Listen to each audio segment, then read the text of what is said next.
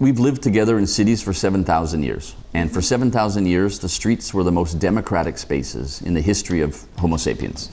We did everything in the streets. The car came along and took away that democracy. And it became a dictatorship. For the past 70 years, it's been a transportation dictatorship. The car was given all the space.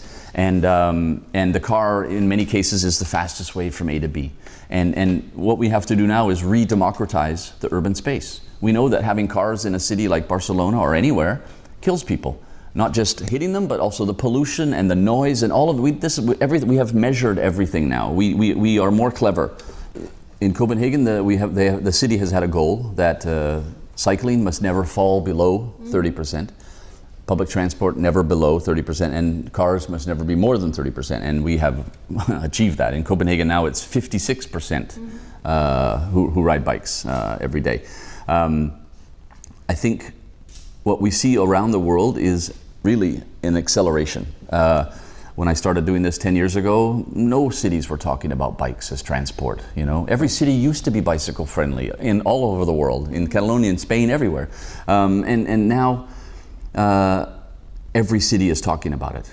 Barcelona went quickly to 3%, and you're still trying to figure out how to get to 4%. I mean, it's you had a lot of good things at the beginning, like 8 years ago, and when Bicing started and a few bike lanes started to show up, you had some nice baby steps, but now it's getting embarrassing for Barcelona because other cities in the world are just moving much faster. Yeah. And we know also in why we build the infrastructure, it's because it pays off in public health. It's the most cost-efficient transport form ever invented.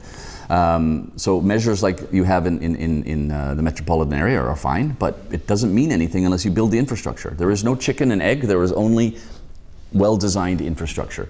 If you want to go from your maybe 4% in Barcelona to 15%, you just create the infrastructure and you take away the space and you give it over to other transport forms.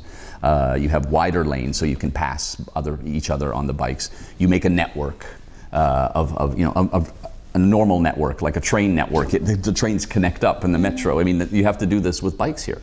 Every time somebody rides a bicycle 1 kilometer, we earn 23 cents. And driving a car 1 kilometer, we pay out 91 cents. It's the most cost-inefficient transport form. The parameters that were used are public health. If I ride a bike 1 kilometer, I will live longer if I ride my bike every day. 7 years longer. I will be stronger in my life. I will not call in sick. Sorry, I can't come to work today, I have a cold.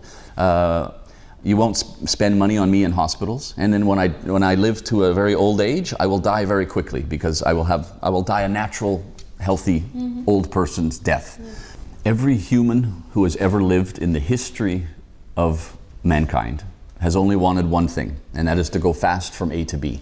This is why we ride bicycles in Copenhagen, because it is the fastest way to get around our city, not because we're environmentally friendly. The bicycle didn't exist in our consciousness when I invented cycle chic. We had forgotten about the bicycle as transport, as regular people riding bikes.